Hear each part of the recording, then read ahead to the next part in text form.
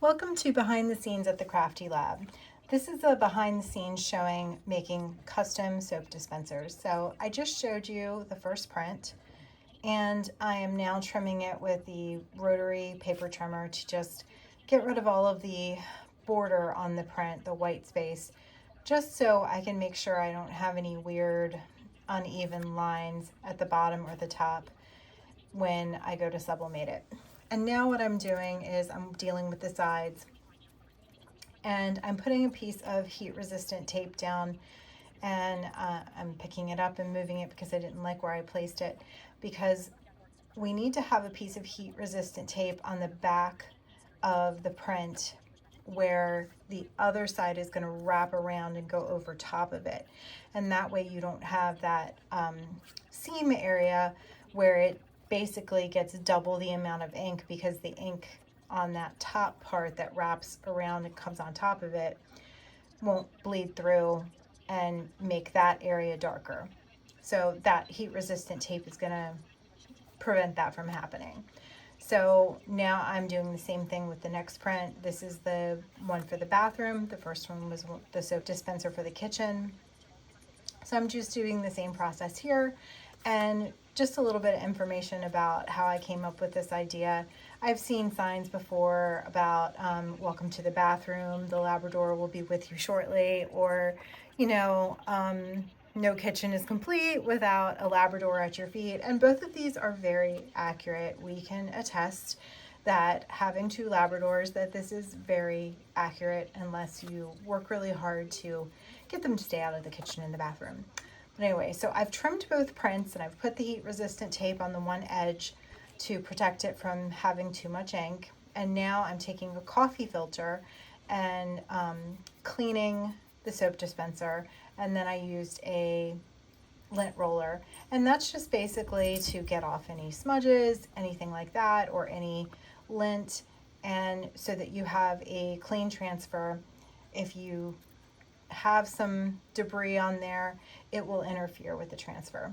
So I'm using a tumbler stabilizer, and I am adhering the print to itself, and you need to get it really tight, and I just burnished that seam down. And now I'm going to tape around the top and the bottom, and again I'm going to pull it really tight. Then I'm going to burnish the top because you don't want air in there. So that's the top. Now I'm going to do the bottom and burnishing those edges down. And then that one is ready for shrink wrap. So now I'm going to do the next one, follow the same steps, use the coffee filter, which is lint free, and then the lint roller to get everything off of that, and roll that print around it. Make sure that the edge that is down on the dispenser is the one that has that heat resistant tape facing up, and then the other edge comes up over that. And now I'm securing that down, making sure I get it really tight, and I'm going to put a piece of tape down the seam and burnish that, and then I'm going to do the top and the bottom again. So I had the idea for the designs, and I found like a dancing dog that looks incredibly like Fred, and I decided I would have two dogs kind of dancing with each other going around the rest of the dispenser. So that's where the idea came from, and I designed it in Canva. And here we are putting shrink wrap, and there's three things there because I did two soap dispensers and a water bottle at the same time.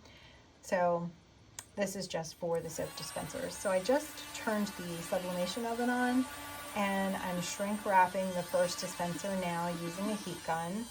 And the oven has beeped, it's ready. So I put the first dispenser in. It's going to be in for 7 minutes at 355. And through the magic of editing, we go from 7 minutes to 1. And here in a minute, it's going to beep, it's going to be done, and I'm going to take this one out, and then I'm going to turn the oven back on, and in a couple of seconds, it will be back up to temperature, and I put the second one in. And you don't see that because it's off camera. So now I am working to remove the shrink wrap because if you wait to remove the shrink wrap until it gets a little cooler, it is very difficult. It comes off in thin little shards. But here we are. It's not too difficult to get off. And then I'm working on removing the tape. And when I remove the tape from something like this, since it's still warm, I try to be careful that the print doesn't shift. So there's the finished item. That is for the bathroom. And you can see here, I'm going to show you that green strip at the top. That's ink that came from the other side, and it got on the heat resistant tape instead of bleeding through and making a dark green strip on the finished item. So now we're waiting for the second one to come out. It's in the oven and it's going to beep, and I'm going to put it down. Here we go. And we're going to do the same process here. So like I was saying, for metal items, this is single walled, so it's not like a stainless steel double walled tumbler or something. So it does cool down quicker. But for something like metal, it stays hot longer, so you have to be careful because sometimes it can still be sublimating while the item is still hot. So I just try and keep it in place until I can kind of rip it off like that. And that is the one for the kitchen. And there's what it looks like when you put the pump in.